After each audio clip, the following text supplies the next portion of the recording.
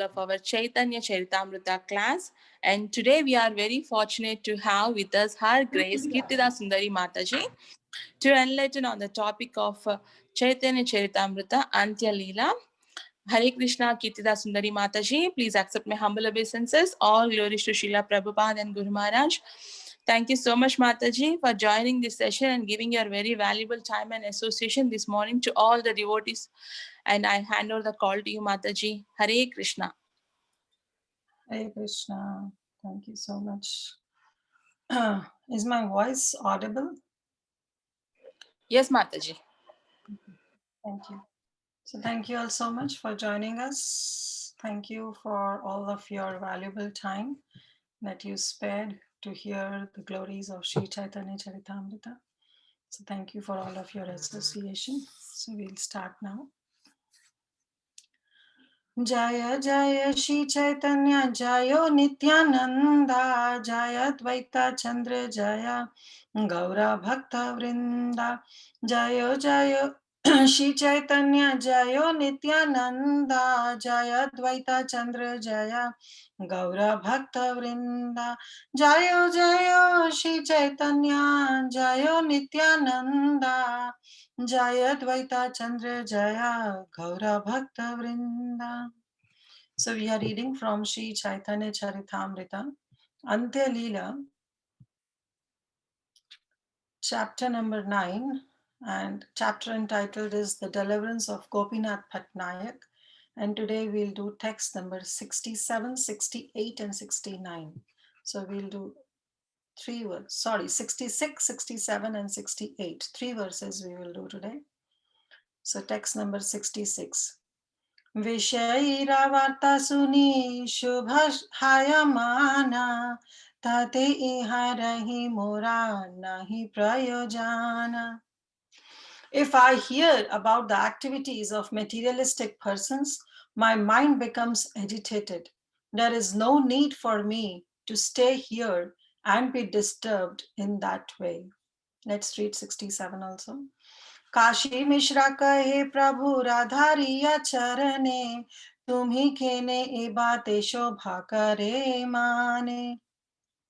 Kashi Mishra caught hold of the Lord's lotus feet and said, "Why should you be agitated by these affairs?" Om Jnanatimirandhasya Jnananjana Shalakaya Chakshurunmilitam Yena Tasmai Shri Guruve Namaha.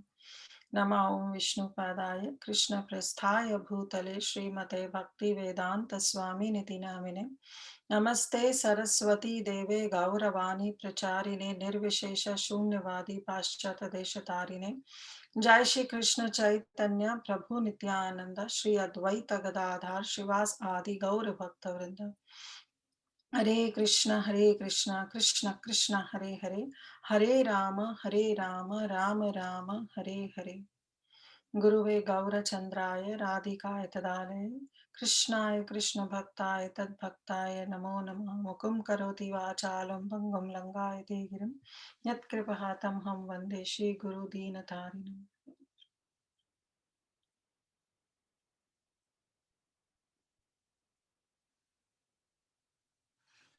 Hare Krishna, dear devotees. So before again we start, I'll just seek blessings, wishes and prayers, heartfelt prayers from each and every one of you, so that I may speak something relevant to the topic in glorification of Sri Chaitanya Charitamrita, in glorification of Mahaprabhu, and in purification of my own self. So I seek blessings from each and every one of you.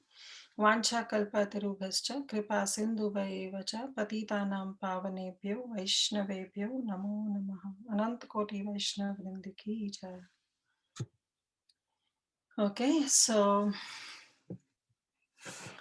today we will, as you all know, that we read 2 verses right now, but here let's go and revise about in what section we were in, what pastime Krishnadas Kaviraj Goswami Pad is telling us, and where we are heading to. You know, why Kashi Mishra is stopping Shri Chaitanya Mahaprabhu, and where Shri Chaitanya Mahaprabhu wants to go and why. So this pastime started off, from the very first verse is of that Kaviraj Goswami describes about Gopinath Patnaik. So I'll just give you a very, very brief summary because we have already discussed, but still, just to give us a quick recap of what we are in.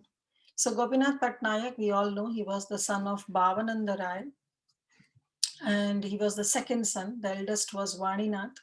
And Bhavananda Rai is none other than Pandu, and all his five sons are regarded as the five Pandavas, and all these five sons were very, very dear to the Supreme Lord.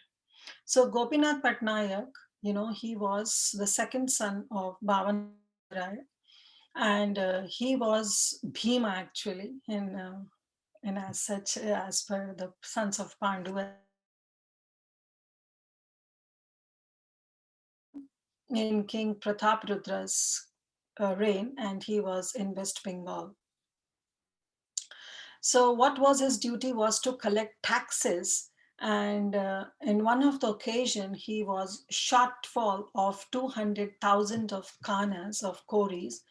And when Gopinath Patnaik was not able to fulfill or to repay the whole tax amount, King Prataprudra, he got really angry, and he told one of his eldest son, his name was Bada. Bada means eldest. So he told him that you go and somehow get the taxes back from Gopinath Patnaik. So when all these things were happening, Gopinath Patnaik was in a very, very dangerous situation. Why? Because he was not able to owe the government's treasury, and he was not able to make back this cash payment. So the king, the prince, he went to Gopinath Patnaik, and then Gopinath Patnaik offered that I right now I don't have cash amount to pay, but I do have some of my dozens of horses which you can forfeit, and you can pay me, and then in that I can adjust the money towards the amount that I have to pay to the government. So this Bada Jana, he said, okay, I'm very expert in evaluating horses. So let me see your horses, and then probably I can tell you the amount, the price. So he went and he evaluated the horses, but he offered a very, very uh, low price for what the horses were worth of.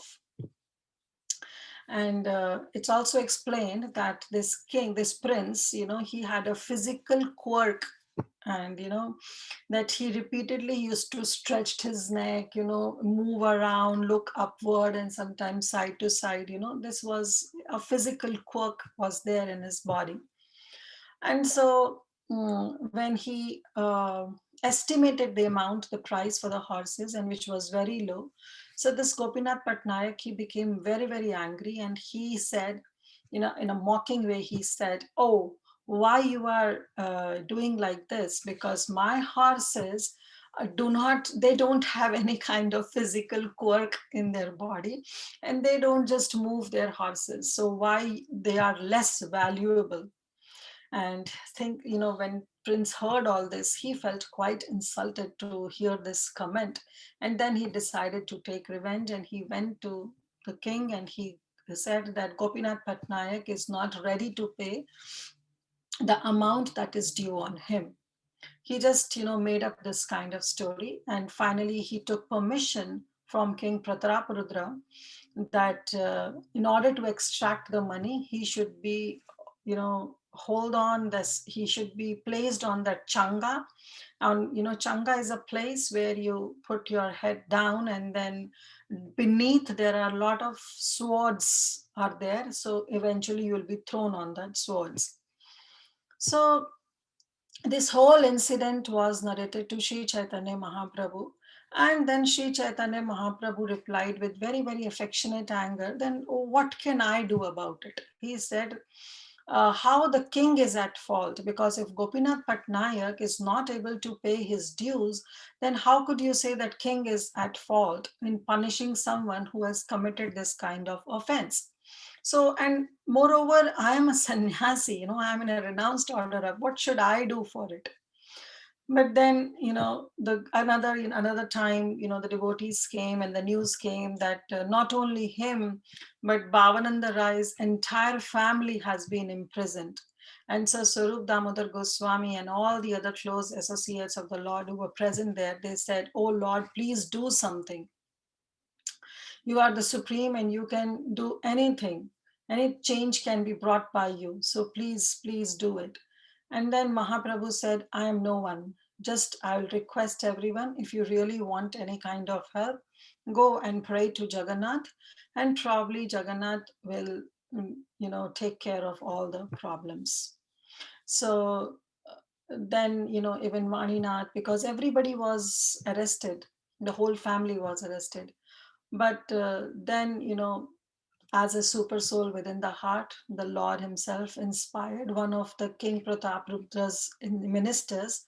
His name was Harichandan Patra, and he immediately went to King Prataprudra, and he recited, he told the entire story, that what's happening, why the Gopinath is being given this death sentence. And he said, "What will you achieve? Anyway, you will lose all your money. So if you'll kill him, then also you are losing all your money. But if you save him, then at least some of money can be recovered by taking his possessions and all his horses." And then King was surprised to hear all this. He said, "Oh, I have been not even informed of these events. Please, you immediately go and cancel this death sentence. And Gopinath should be released immediately." So this is the whole pastime. And when Mahaprabhu came to know that how the Gopinath was released, he just asked that what Vaninath was doing. And everybody said that he was constantly chanting the Hare Krishna Mahamantra on his fingers of the two hands. And when as soon as he's completed the 1,000 names, he'll make a mark on his hand. And this way he was indulged in constant chanting. So hearing this, Mahaprabhu was very happy. And but the lesson that we significance of this pastime that we can draw is that Mahaprabhu take care of his devotees even materially. So it's Mahaprabhu who, as a super soul, inspired Harichandan to go and just explain this whole story of Gopinath Patnaik and to request King Prataprudra to cancel his death sentence. But at the same time, no doubt that Krishna takes care of his devotees even materially. But on the other hand, devotees should also be responsible towards their duties. So here we saw that how Gopinath, he wasn't responsible towards he was quite careless of his duties, because his duty was to collect the taxes and pay as it is to the government. And whatever salary he gets, then he can utilize in whatever way he wants. But we should not make any kind of hindrance in collecting the revenue and then taking some money out of government dues. That should not be the mood. So what Mahaprabhu through this example is teaching, that how devotees should have a proper conduct of morality. Chanting 16 rounds, following four regs is absolutely necessary. But at the same time, we have to understand that this moral values should not be lost at any point of time. Before we are a devotee, we should understand we are a human being. So at least we should come onto that humanitarian platform where we can be a human and then call ourselves devotees. So here Mahaprabhu is teaching us that devotees should be responsible towards their duties, and devotees should have a proper conduct of morality. But anyways, after this instance, what happened, that the verse that we read, that Mahaprabhu said that I'm tired, because frequently the devotees were coming and telling the whole thing that what's happening with Gopinath Patnaik, and they were requesting Mahaprabhu to please save him. And Mahaprabhu said, "No, who am I? I'm just a sannyasi. I'm nowhere involved. He should have a proper moral conduct. He should have paid the due. He should have not wasted uh, king's money in his own leisure for his own material gains. He should be moral in his code of conduct. Now, why you all are coming to me? So Mahaprabhu was very tired, but on the pretext, on the request of all the devotees, Mahaprabhu saved somehow this Gopinath Patnaik, but he also wants to make sure that this incident should not be repeated. So this is the another example, lesson that also we heard yesterday from Ram Giridhari Prabhu, that yes, sometimes, when devotees perform some kind of sinful activities, the second chance is given, like the second chance is given to all of us by Srila Prabhupada. What we were when we came into Krishna consciousness and what we are now when we are into Krishna consciousness. Definitely, all of us can introspect in our life and we can see a tremendous amount of change. So, this is the second chance that we are getting. So, here also Mahaprabhu is saying that one time Jagannath has spared him, spared his life and has protected him. But every time Lord Jagannath is not going to do it. What he wants to say, that Krishna can give you one time a chance, but not every time. So we also, now we are in this Krishna conscious movement, we should be really grateful that this is the second chance that we have got by Srila Prabhupada, by the mercy of Srila Prabhupada.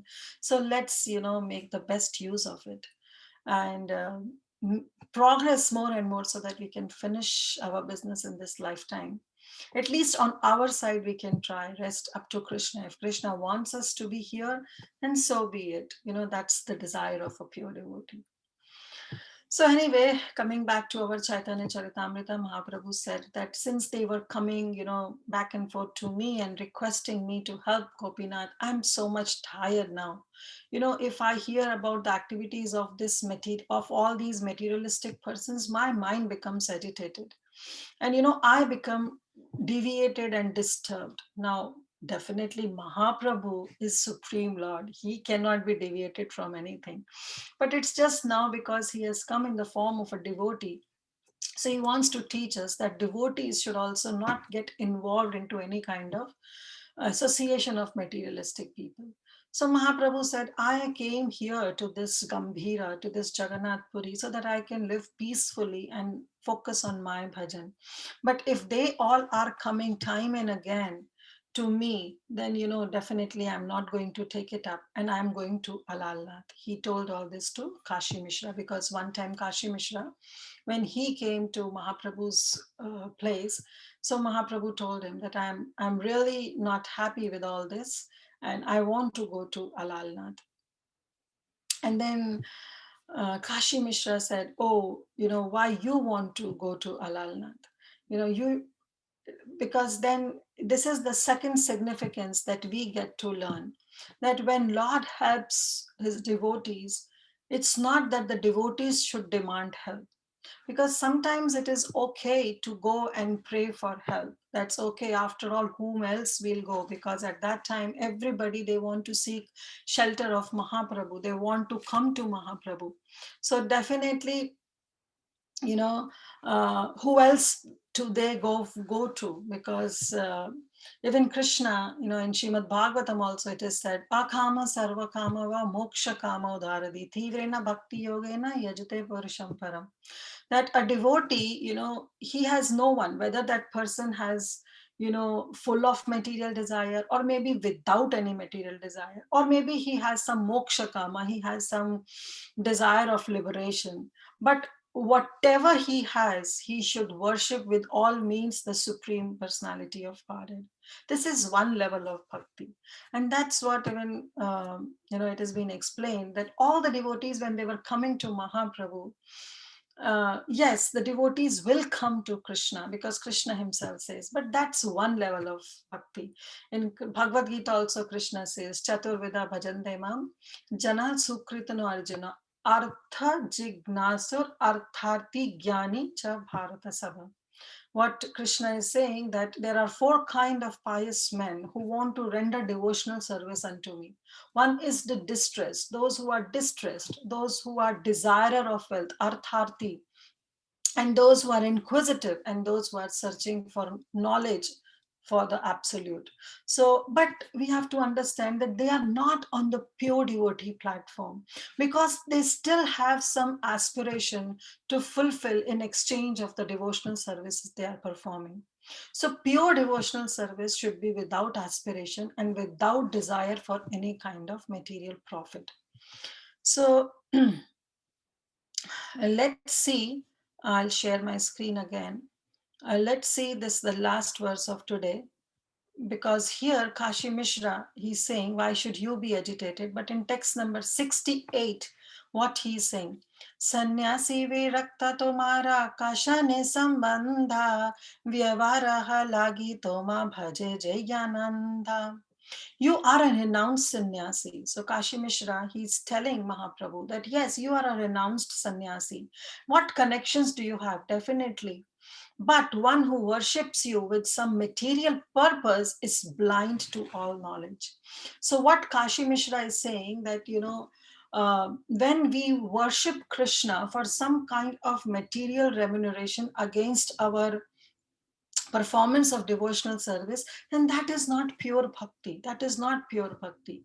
And definitely, if we are approaching the Supreme Lord for some kind of material purpose, we are, what he's saying, jnana anda, we are blind towards all the knowledge. Now, we have to understand that not everybody is on to the level of that pure bhakti, right? Everybody is not a pure devotee. So just give me a second, please.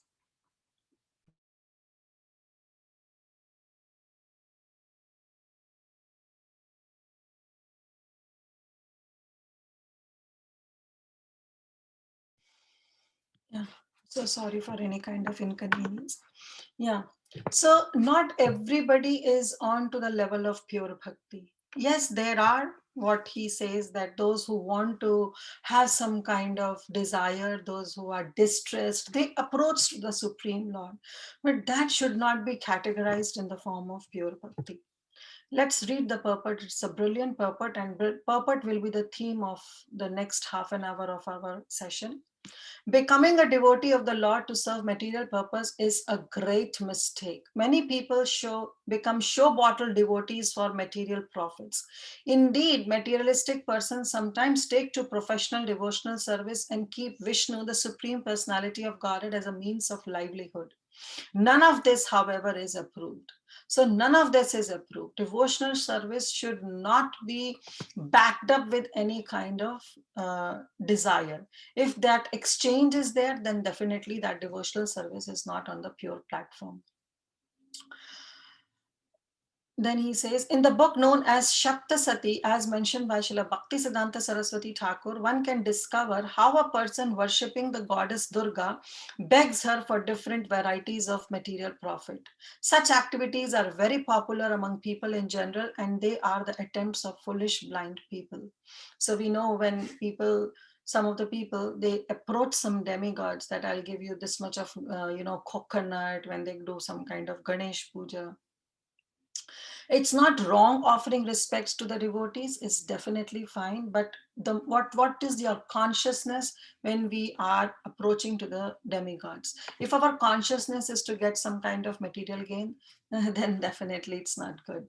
But if our consciousness is that we want Krishna bhakti, we want prema bhakti, so that we can approach and become more closer to the Supreme Lord, then yes, we can go. But here they are saying, but those who just go for material profit, they are foolish. And then he says, a materialistic does not actually know why should one become a devotee. A devotee's only concern is to satisfy the Supreme Personality of Godhead. And that's the beautiful definition that has been given by Srila Rupa Goswami. Anya abhilashita shunyam jnana karmadi anavritam anukulena krishnanu shilanam bhakti ruttam. So here, Kashi Mishra, he is drawing the comparison between the devotional service and the pure devotional service. So in the verse, if we see, he's saying that those who approach you or worship you for some material purpose, definitely they are blind to all knowledge. But Prabhupada, understanding the mood of Kashi Mishra, wants to give this thing to us, that we have to stand on to the point of pure devotional service, where whatever happens, we have to see that it's Krishna's hand behind it, it's Krishna's plan behind everything. And one should always aspire and fit into this definition of Srila Rupa Goswami, that is Anya Vilashita Shunyam Jnana Karmadi Anavritam Anukulyena Krishna Anushilanam Bhakti Uttama. So now let's focus on this. Today's the topic will be this only, that how we can also perform devotional service by following this. So let's focus on last line, Anukulyena Krishna Anushilanam Bhakti Uttama. So this is one line. And Anya Abhilashita Shunyam Jnana Karmadi Anavritam. This is the second line. So these are the two lines that we'll focus on, where the definition of devotional service has been given by Srila Rupa Goswami in his book Bhakti Rasamrita Sindhu. Now, in these two definitions, the first one, that is Anya Abhilashita Shunyam Jnana Karmadi Anavritam. This line refers to the Tatastha, what do you say? Lakshana, right? It's Tatastha Lakshana. So this is the Tatastha Lakshana, whereas Anukulyana Krishnanu Shilanam Bhakti Ruttama is the Sarup Lakshana. Now, this is the Sarup Lakshana of devotional service. What do I mean by this Sarup Lakshana and the Tatastha Lakshana? That Sarup Lakshana means the primary objective of a devotional service, and then the Tatastha Lakshana is the marginal, or you can just, in a simpler sense, you can say the secondary definition of this definition of devotional service. So let's focus on this first word, Anushilana. So let's bifurcate it. It's Anukulyena Krishna, then Anushilanam Bhaktir Uttama. So Bhaktir Uttama, we all know what's the meaning is. Bhakti means devotional service, and Uttama means the high class, the perfect, the highest level of devotional service. So that definition is given by Rupa Goswami. So let's see the Tatastha Lakshana. In that we'll see the first word, Anushilanam. Right? So what is Anushilanam? If we bifurcate the word Anushilanam, then we get Anu and Shilanam. Anu means to follow. Follow, like we say, Gopi Bharturapada, Das Anu, Das Anu, Das. So following somebody, following the footsteps of gopis, Anu. Anu also means to do something repeatedly, to do constantly. We say Anusmaranam. We should always involve in Anusmaranam, means constantly remembering the Supreme Lord. And Anu also means to do something, some work out of love, involving all our thought, mind, words, and deed. So this is the different, definitions of this word Anu. And Shilanam means to serve. The root word is Shil, which means to practice, right? Abhyas.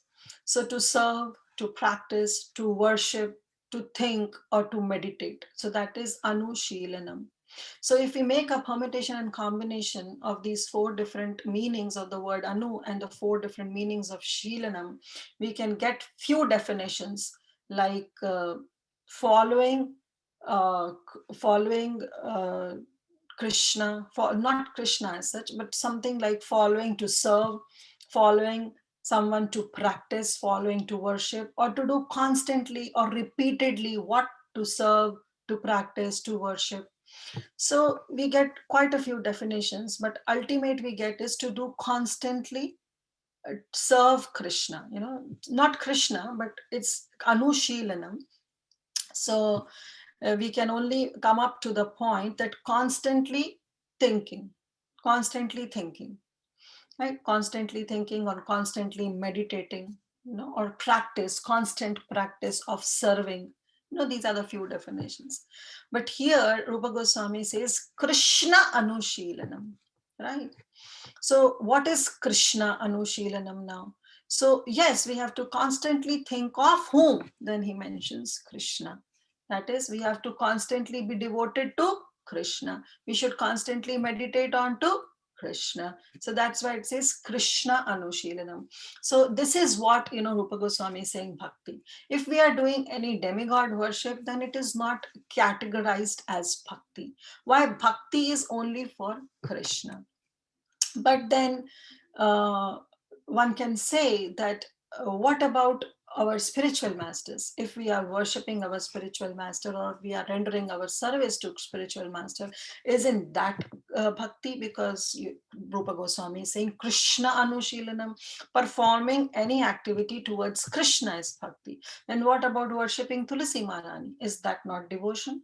What about worshipping our spiritual master, or rendering some service unto spiritual master? Isn't that pure bhakti? No, it is. Why? Because what Krishna says, I live in the heart of my pure devotees.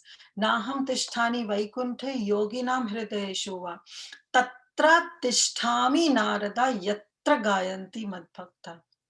What he's saying, that, oh dear Narada, I do not reside in Vaikunta. Naham tishtami Vaikunta. Yoginam hridayeshuva. Neither I reside in the heart of the yogis.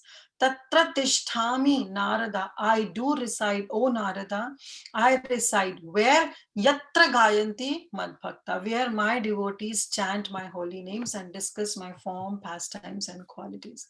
So anything that pleases Krishna comes in this category of Krishna Anushilanam. So this is what he's saying, that, yes, worshipping Tulasi Devi, worshipping the spiritual master, offering service to one spiritual master, offering service to the Vaishnavas, this all comes under the category of Krishna Anushilanam. This all comes in the category of pure devotional service. This is all related to Krishna in devotion. But then still the definition is saying constantly thinking of Krishna. Okay, now we understood it's not only Krishna, but anything related to Krishna is also a devotion. But constantly thinking. What about Kamsa? He was also constantly thinking of Krishna in fear. So, though it was in fear, but he was constantly thinking of Krishna. Shishupal, he was constantly thinking of Krishna in envy. So, definitely, if they both are also constantly thinking of Krishna, that means they are also devotees, right? Because it's saying constantly thinking of Krishna or something that is related to Krishna.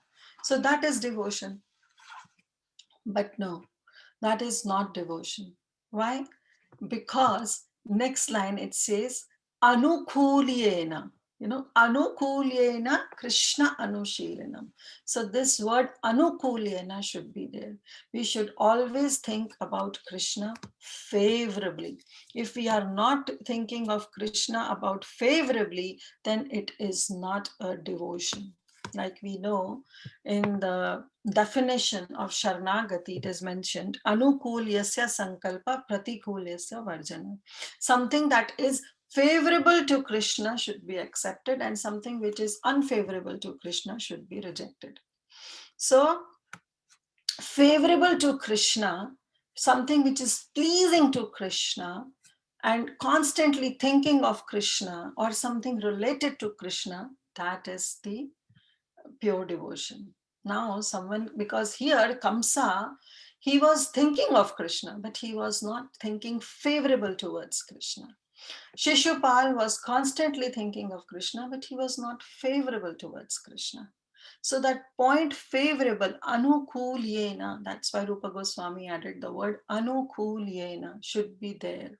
Because Kamsa, when he was thinking day in and day out of Krishna, he in fear because he wants to kill Krishna. Shishupal day in, day out was thinking of Krishna because he wants to find out ways in which he can blaspheme Krishna because he was envious of Krishna. So these, when they are not, that's why they are not regarded as pure devotees. Why? Because they were thinking of Krishna, constantly thinking of Krishna, but in a pratikul way, not in an anukul way. So that's why Rupa Goswami added the word anukulyena Krishna anushilanam, that you have to be favorable, thinking of Krishna so that Krishna is pleased. That is very, very important. But now someone can ask, then that means Hiranyakashipu, Hiranyaksh, they are also pure devotees. Why? Because they were thinking of Krishna to please Krishna. Why? Because Hiranyaksh and Hiranyakashipu were in the Veera Rasa. They were giving pleasure Narsinghadev and Varadev were deriving pleasure by fighting with Hiranyaksha and Hiranyakashipu. So definitely they are devotees. Whereas on the other hand, we see Mother Yashoda, she is not a pure devotee. She was thinking of Krishna, but not to please Krishna.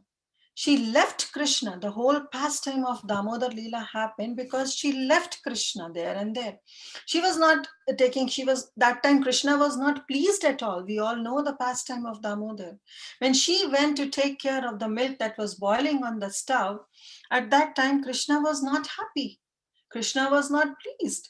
So definitely Mother Yashoda is not a devotee. Rather, Hiranyaksha and Hiranyakashipu are devotee because they are constantly thinking of Krishna by giving pleasure to Krishna, because they are giving some kind of rasa towards the Supreme Lord. So definitely they are devotees.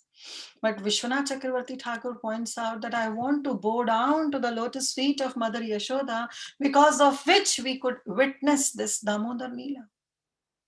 Right? But we consider Mother Yashoda to be the pure devotee, and we don't consider Hiranyaksha and Hiranyakashipu to be the devotee. Then, so the exact word of anukulyena is not to just to please Krishna, but the word desire is added. Desire to please Krishna is the Uttama Bhakti.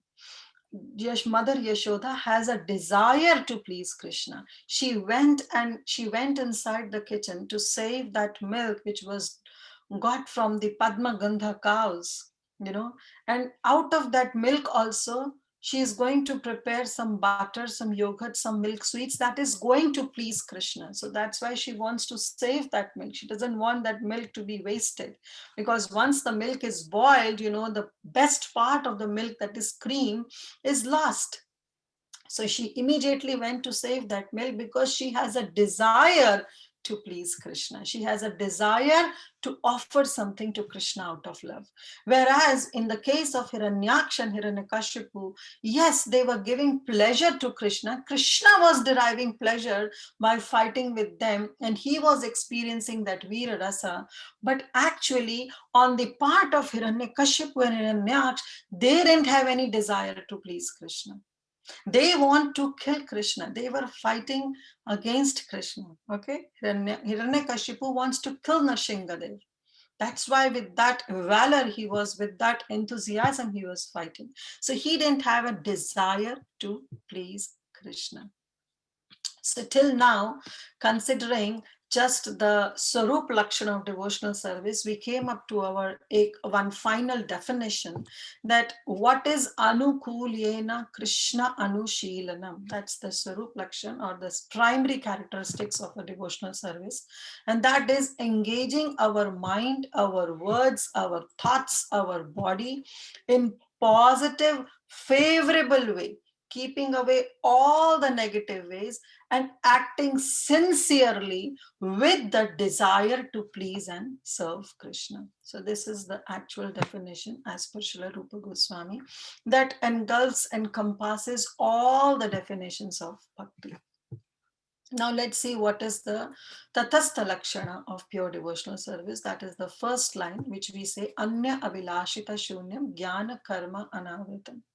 So to make any service, any devotional service as a pure devotional service, is the first word Anya Abhilashita Shunyam.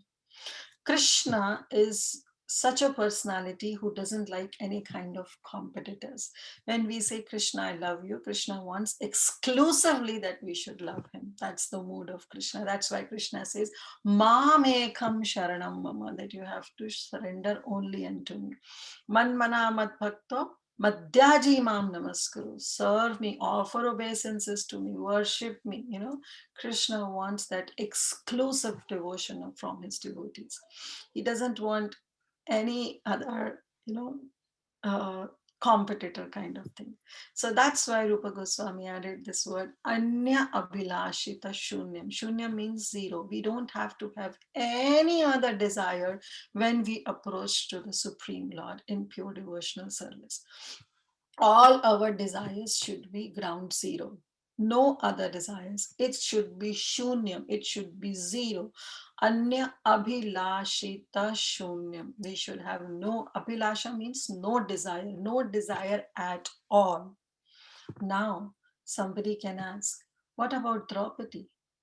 She was also calling Krishna when she was disrobed in the assembly of Kurus. She called out Krishna. So, do you think that Draupadi is not a pure devotee? What about the cowherd boys? You know, they were time and again calling out to Krishna when the Aghasur, when they were trapped in Aghasur, when there was a big forest fire, and when this whole pastime of Govardhan happened, they were calling out to Krishna. They were looking out for Krishna. So aren't they on the level of pure devotee? Why? Because here Rupa Goswami is saying, Anya abhilashita shunyam, that all your abhilasha, all your desires should be zero. And in this regard, Vishwanath Chakravarti Thakur and our dear Srila Prabhupada in Bhakti Rasamrita Sindhu points out the three exceptions to this Anya Abhilasha. Then that's why Rupa Goswami added the word ita, anya abhilashita. Okay, so he could have said anya abhilasha shunyam, that no desire at all. Everything should be zero, shunyam. But he added the word itha, anya abhilashita. Okay, there are some exceptions to it. And what are those exceptions? That in matters of self-preservation, that's the first, and in on life-threatening situation, and in the sudden circumstances like eating and evacuating. So in these three ways, when these three things are there, you know, in first, I'll repeat, in the self-preservation, you know, protecting our honor or protecting ourselves when we are hurt, in self-preservation, in life-threatening situation, and of sudden circumstances like eating and evacuating. In these three matters, if we call out to Krishna, then also it is regarded as pure devotional service. So it's still counted as anya abhilashita shunyam if any of these three categories we call out to Krishna. Okay, now let's see the word anavritam. So avritam means covered. So anya bilashita shunyam, we understood. Now the only phrase that is left is jnana karma anavritam. So that devotional service should be not covered. Avrita means to cover and anavrita means to not to cover. So any kind of our desires, anya bilashita shunyam, first of all, it should be zero. Secondly, our performance of devotional service should not be covered with jnana and karma. So it should be free from this conception of jnana and karma. Like jnana, we know the example that how Sarvabhauma Bhattacharya, for 7 days, he was explaining this philosophical conclusion to Sri Chaitanya Mahaprabhu. And then Sri Chaitanya Mahaprabhu, after 7 days, when he was being asked whether you have understood anything, then Sri Chaitanya Mahaprabhu said, oh, whatever you have said is all covered with clouds. Nothing I could, because everything was so covered, whatever you were explaining was covered. Okay. So because it was covered with jnana, the essence of devotional service couldn't come up. So the point is that if we have any kind of whenever we perform our devotional service, it should not be covered with jnana or karma, with any kind of fruitive activities or any kind of philosophical speculation. It should not be covered with the devotional service should not be covered with these two aspects. Or it should be separate. Okay, devotional service should be exclusive from jnana and karma, from any kind of philosophical speculation or any kind of fruitive activities. So that's the point here, he says. Now let's read the last and then probably we'll end.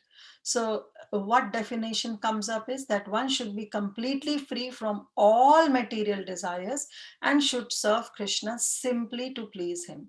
When people become interested in their own sense gratification, whether it is bhukti, sense enjoyment, whether it is mukti, liberation, or what is siddhi, attaining some kind of mystic power, When we have that kind of desire, some of them desire to enjoy material world to the fullest, some of them desire to be liberated, and some of them desire to merge into the existence of Brahman. And others want to perform magic through mystic power and thus become incarnations of God. These are all against the principles of devotional service. One must be free from all material desires. Only this is pure bhakti, free from all material desires. The desire of the impersonalist to merge into the existence of Brahman is also material. Why? Because such an impersonalist wants to gratify his senses by merging into the existence of Krishna instead of serving Krishna's lotus feet. So even in merging, the desire to liberate, to be liberated, the desire to merge in the effulgence of the Supreme Lord, that is Brahma Jyoti, they all are considered to be on the material platform.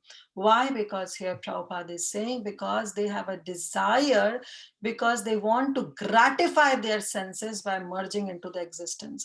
Where a pure devotee thinks that, oh, I just want to serve Krishna's lotus feet.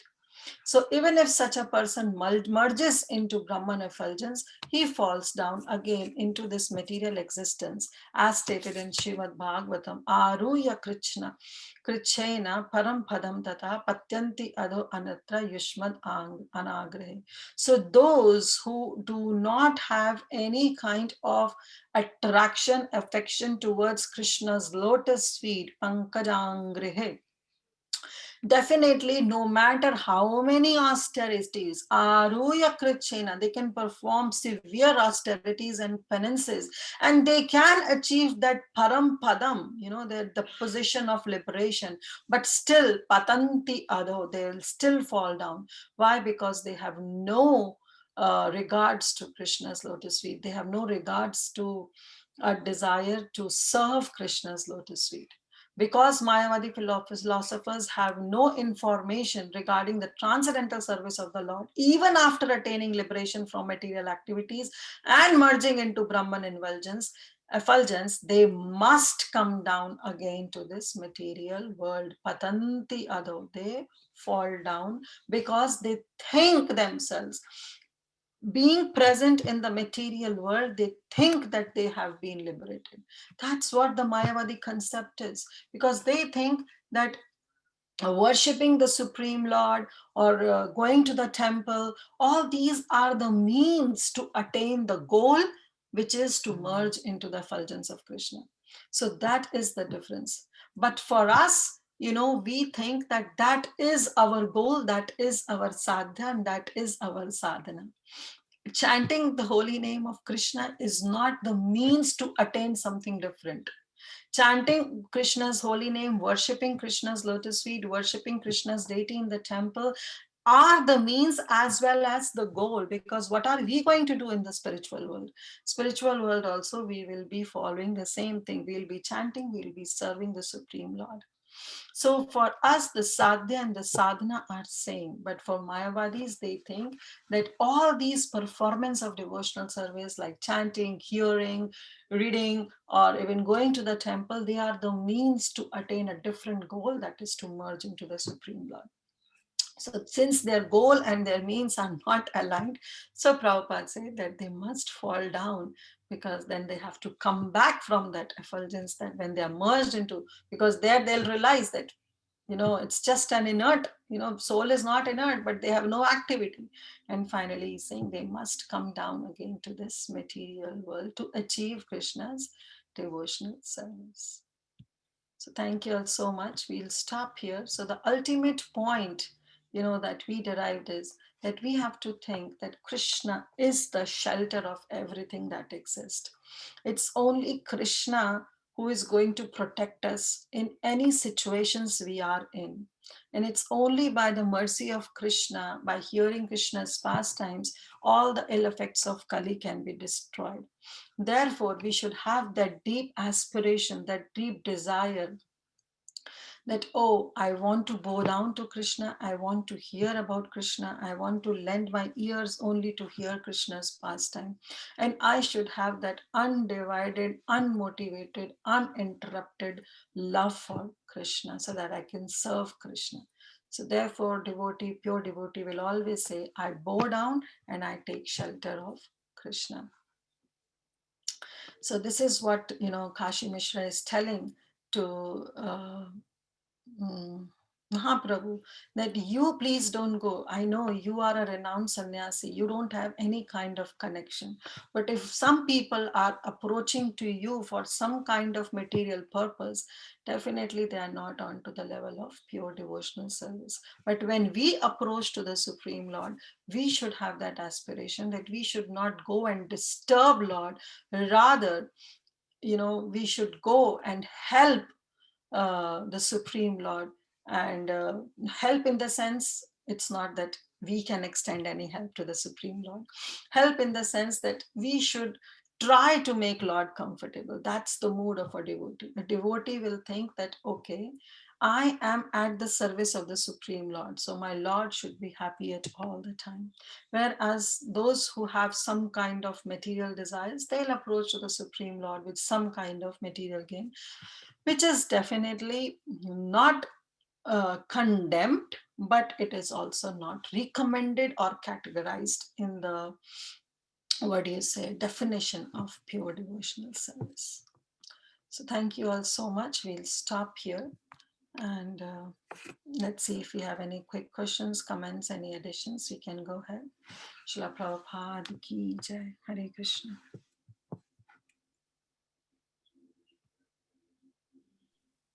Hare Krishna Mataji. Please accept my humble obeisances. Mataji, I had one question. When you said self preservation, Mataji is someone who is very, very poor. If he asks for some, if because for him, basically, even 2 square meals, getting 2 square meals also is a problem. And if he asks for a means of livelihood or if he asks for something on that platform, is it considered self preservation? Good question, Parima Mataji. Thank you so much. Dandavat Pranam. Dandavat So, pranam. asking simply bread and butter from Krishna is definitely not regarded as onto the level of pure devotional service. Why? Because Krishna takes care of everybody. Do you think all the animals, all the birds, all the insects, do they go and approach the Lord for their daily meal, for asking for the bread and butter? Definitely not. Krishna takes care of everything. So that's the basic necessity that Krishna provides everybody. But still, if some devotee is really that poor who cannot even afford or cannot even have a stomach full uh, of prasadam, then definitely then devotee can ask, if you so desire Krishna. That line should be added. If you so desire Krishna, then please give me my bread and butter. But if you so desire that I should stay hungry and starve, so be it. That's the answer, Mataji. Thank you, Mataji. Because for some people, Mataji, see, it is like to go for spirituality also, you need that you have to have your body. First of all, you need to have at least a body that is able to carry out the devotional service. You should not be have struggling so much on that level that you only remain in that level. That was just my point. That's true, Mataji. Even Prabhupada used to say that if the stomach is hungry, it's impossible to chant Hare Krishna Maha Mantra.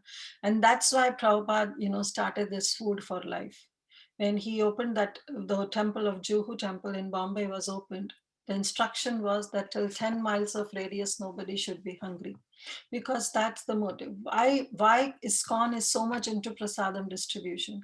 Because they want that this is the basic necessity of a human being. If that is fulfilled, then it is very, very easy to perform devotional service. Otherwise, a hungry stomach cannot understand spirituality at all. So, to understand spirituality, at least the basics, the necessity of hunger should be completed. But a pure devotee is on that level where we see the example of all the Goswamis. How Raghunath Das Goswami, first he was begging food, he was getting. you know. But when he was begging, he was thinking that when I'm begging, I'm not able to focus on Krishna's name. My focus is on, oh, this person has yesterday given me so much, probably today also he'll give me. Oh, this person didn't give me anything yesterday, but might be his mind change and he'll give me today. Okay, this person is very rude, you know, he never gives, so let me not ask. This is the mentality. He's saying, Raghunath Das Goswami is saying, he is saying that this is the prostitute mentality. Why should I go and beg food from them? Because that way I'll not be able to focus on my Krishna Nam, and I'll be focusing on the mentality of the people and judging them. So he went and he started taking the food that was being given on charity by the devotees. So he went to the booth and he started taking. Even that he rejected. And then he started honoring something that was even discarded by the cows. Now, I'm not saying that we are on the level of those Goswamis. We are definitely not. But following in the footsteps is that, you know, it's okay to ask Krishna. There is no harm, because Krishna himself says that all those who are distressed or those who are desire of wealth, they come to me, and there is no harm in going to Krishna. Literally no harm in asking Krishna for anything material. But then don't categorize that desire to be the pure devotional service. You're getting my point? Don't categorize yourself as to be the pure devotees. Today, if I'm asking something, I'm asking, oh Krishna, please provide bread and butter daily. You know, it's okay, I can ask, but then I should not categorize myself that I am a pure devotee of the Lord. There are two different things. Okay, Krishna says, if you have any kind of material enjoyments, you are more than welcome to come to me. I'll fulfill that. Instead of going to anybody else, at least worship me. But that's the kind of devotion, but not onto the level of pure devotion. A pure devotee is on the level where he says, okay, Krishna, this is what is happening with me. Now it's up to you. As you desire, as you wish, let that happen, because I am not able to see your plan, and I'm just seeing through my limited senses what is happening to me. But you know better. So whatever is happening is because of you, because of your plan. So let it be happy. You're getting my point? There are two different Yes, Mataji, it's very wonderful. You've explained it very, very nicely. But in that case, should we even be making endeavors? Suppose if I'm like in that situation, should I be making endeavors to get out of this situation with this kind of prayers? Yes, Mataji, because when we approach Krishna and add this line, as you desire Krishna, then we are giving the reins of our chariot in Krishna's hand. When we are giving the reins of the chariot in Krishna's hand, then let Krishna drive the way he wants to drive our chariot, our life. That is the real surrenderance. I know it is not easy, but abhyasena tu kaunteya. Krishna says, when you do a constant practice and when you keep on adding this line, as you desire, then eventually Krishna will take over the reins, because we ourselves are inviting Krishna to take over the reins of the chariot, and please drive the chariot the way you want. Let Okay, me Mataji. be the passenger. Let me be the passenger and enjoy the ride the way you But want. but that should not become like a cause of laziness, right?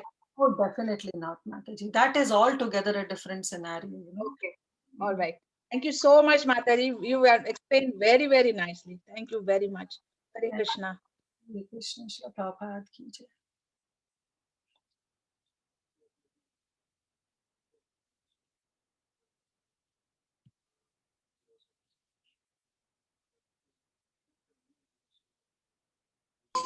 Hare Krishna. Thank you so much, Kirtida Mataji, for this wonderful session. So, devotees, are there any questions for Mataji?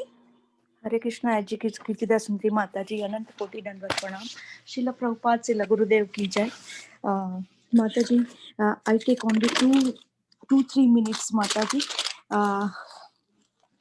Mataji, you explained so nicely about Krishna, Artha Jignasu, and Arthanta and Arthavadi, and Mataji, devotional service, and the difference between devotional service and pure devotional service. Uh, Sri Rupa Goswami explained about devotional service. Anya Abhilasi, Sunya Gnana Abhilasi, Tatastha Lakshana and Anukula Lakshana, Tatastha Lakshana, devotional service, Anukula, anu, anu, Anushilanam, like a Gopir Bhav Padakamalam, Das Dasano Das Bhav, that is our mood to shout lotus feet of Shri Radha Gopinath. Then Silanam, seal means practice to worship and meditated, and following to worship to shout lotus feet of Krishna, and uh, and following to serve or to worship constantly. Serve Lord Krishna, only come up to point, constantly practice serving Lord Krishna, Anushilam, constantly. And then Rupa Goswami explained about worship. We are rendering our service. Krishna is the Krishna, like a we are worship Srimati Bhakti Devi Sri Tulsi Maharani, speech, our spiritual master. I live in a devotee heart. Lord Krishna said, I live in a devotee heart, and we and dear Narad Muni, I do desire uh, uh, uh, worship Tulsi Devi, offering service spiritual master, or offer give a respect to Vaishnava or Sau Vaishnava, constantly thinking about. We should always constantly thinking about the lotus feet of Lord Krishna, and you give an example of Shishupal and. Sisupal and Hiranyaksh and Hiranyakashipu, अनुकूलेना Krishna, वो भी constantly भगवान कृष्णा के बारे में सोचते थे, but that is अनुकूलेना Krishna. And you explained about Kansha, favorable bhakti, favorable and unfavorable. Unfavorable is Kans and Shishupal. Rupa Goswami explained about Hiranyakashipu and Hiranyaks and Nrsingadev, and you explained about Nrsingadev and Varahadev, and then Vishwanath Chakravarti Thakur bow down the mother of Yashoda, because Mother Yashoda is a pure devotee. She keep Lord Krishna one side to to serve the milk, क्योंकि उसमें से उनको butter और milk Lord Krishna को serve करना था. And Hiranyaksha and versus Hiranyaksha and Hiranyakashipu desire to serve Lord Krishna, that is anukulena bhakti. So tatastha lakshana anya abhilasina shunya gnana karma anavruta. So Mataji, you explained so many points about avruta and anavruta, and Shri Mahaprabhu says that covered with cloud, with gnan, all kind of philosophical devotional service, then definition of desire to mukti, liberation, and then for a mystic power, मतलब magic power के लिए भक्ति करते हैं. So and desired Brahman service to Lord Krishna. Prabhupada said that our desire to like Brahmana effulgence fall down, and you explain about spiritual words. Some service we are doing, we are practicing here, that we all do that services in lotus feet of Lord Krishna, and attentively japa, and our desire, our we should do a Nauda Bhakti, like our ears to hear attentively Krishna Katha, and attentively japa, and Krishna and not to do a Anukula Bhakti. We should not go to deviated path, and hell, and engage our all senses in a service of Lord Krishna and Srimati Shri Radharani's lotus feet. Ananta Koti Dandavat Pranam, Srila Prabhupada, Srila Gurudev Ki Jai. It is going on and on, but thank you, Mataji, for your association and your blessing. Hare Krishna. Thank you so much, Vrinda Gopika Mataji. Thank you for taking notes and summarizing. But one point I'll take it out. You said not to do Anukula Bhakti. No, we should do Anukula Bhakti, but we should reject Pratikula Bhakti. So Anukul is Mataji, please forgive me. so Pratikul should be avoided. Something which is not favorable, Yes, but yes, Mataji, please forgive me. be accepted. Thank you, Mataji. Thank you so much. Anyone else has any corrections, comments, any realization? Mataji, thank you so much for beautiful, beautiful class, Mataji. Thank you, Vinita Gandharvika Mataji. Thank you so much. Hi Krishna Mataji, Dhanvat Pranam. All glories to Srila Prabhupada and all glories to your wonderful, wonderful service, Mataji. There's two lines, but you explained it so nicely with each and every word. And I think each and every word with an example properly. So thank you, Mataji. And I think that words, no matter how many times we hear it and how many times we go through it, it's always a new, like, like sometimes when you read, like every time this happens, when you read a Bhagavad Gita, you always feel, oh, I never heard about this. I never read this part earlier. So with this specific verse, it is always it happens with, like, I think it happens with everyone. But every time you hear it and you said, oh, I never looked at it with this angle. I never looked at it with this proper understanding. So, as Srila Prabhupada said, just go on hearing the classes. That is so true. That every time we have to look into through a new perspective and a new understanding. And we are so fortunate that you all are taking so much of effort to bring this nectar out from each class. It's really, Mataji, you all, like, really grateful to you all. It's not easy to come up and give up a class. So much of studying. So thank you, Mataji. Thank you so much. Really grateful for your service. Hare Krishna. Thank you, Mataji. Thank you for your presence. But the whole credit goes to our acharyas who have sense and in detailed commentary on these verses, which are really the important verses that we should imbibe in our life. So glories to all our acharyas. If the commentaries would have not been there, definitely to understand that verse would have been impossible. But thank you for your kind words. Yes, Mataji, with the commentary when you said, so like, sorry, Mataji, go ahead, Mataji. No, I don't know. Did you finish? You didn't finish. I'm sorry. Yeah, I'll just finish this. Yeah, thank you, Mataji. I'll just finish this. So, Mataji, when we say commentaries, like, can there be like different understanding of the commentaries by the different acharyas when we are putting it up? And then, because I've seen like Hari Parshad Prabhu's classes also, like when there are classes, like he gives all the commentaries by all the acharyas. And so, would it be necessary that all the acharyas are on the same line of thinking, or some acharyas might have a different understanding of the same concept? They might have different understanding of the same concept, but Mataji, the principles remains the same. Okay, the rules may differ, but the principles remain same in all the acharyas commentary. They may do it here and there because Sanskrit is a vast subject matter and there are so many different meanings to one particular word. So the commentaries may differ but their principles remain same. That is what I could understand. Okay, sure, Mataji. Sure. Thank you, Mataji. Hare Krishna. Hare Krishna, Kirtida Sindhi Mataji. All glories to Prabhupada. Thank you for a sweet, wonderful class. I actually came in right when you were saying how Hiranyakasipu and Hiranyaksha were devotees, and Yasoda Mataji was not a pure devotee. And I just went, what? And then I listened to the rest of the class, obviously, but that was a showstopper. Um, so I'll go back and listen to the beginning. I have a question. Actually, when you were speaking about them, Hiranyaksha and Hiranyakasipu, and how they were doing this on the desire of Krishna, it just thinking back to their position as Jaya and Vijaya, right? So I was just, what are they?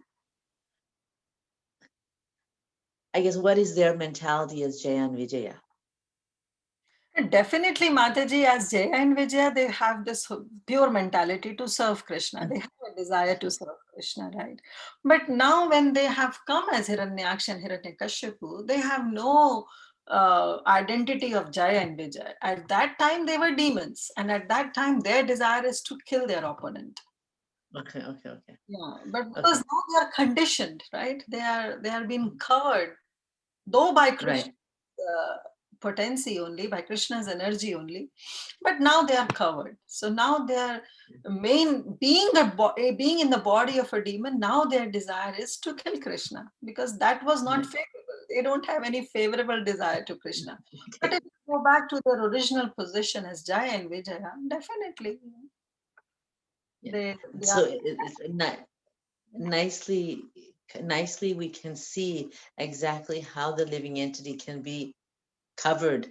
Either this, they could either be in the spiritual energy or and how just like this they become covered. So just like that, we have also become covered, just like this. That was one thing. And I was also thinking that it was Krishna's desire to have somebody to fight, right? And it was also their desire, my understanding, right, that they wanted to do. So it kind of, so many purposes are served. Both the desires are satisfied. We've been given a lesson in exactly what is pure devotion, and we can see, like I said, how the devotee, how a pure soul can become conditioned. So many different lessons and so many different things are explained in just one episode. So thank you much. Wonderful, beautiful class. Hare Krishna. So happy to see you.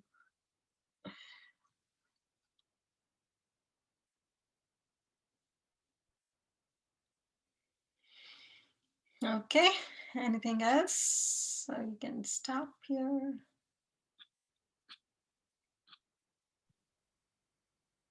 Thank you so much, Kirtida Sundari Mataji, for such an amazing class. Definitely, we have to go back and listen to it and see what we are doing and what point we are in right now in our life. So it's a wonderful class for me to go back to, Mataji. Thank you so much. Thank you so much, Indu Mataji, for always giving your association and your ears to listen to such classes. Thank you so much. Thank you, Mataji. It's all your mercy on all of us. Wonderful class.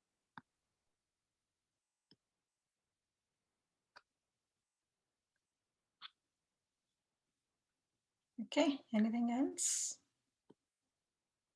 If not, then Shama Supriya Mataji, would you like to take over? Yes, Mataji, yes. Yeah. Thank you so much once again, Mataji, for your valuable time and teaching us all these nectarian pastimes. Thank you so much. Hare Krishna Mataji. My Sri Lila Mataji, my second kid. Hare Krishna. Yeah, thank you so much, Mataji. वाञ्छा कल्पतरुभ्यस्य कृपा सिन्धुभ्य एव च पतितानां पावनेभ्यो वैष्णवेभ्यो नमो नमः। अनंत कोटि वैष्णव वृंद की जय। रामाचार्य श्रील हरिदास ठाकुर की जय। श्रील प्रभुपाद की जय। चैतन्य चरितामृता की जय। हर ग्रेस कीर्तिदा सुंदरी माता जी की जय। थैंक यू सो मच माता जी। हरे कृष्णा।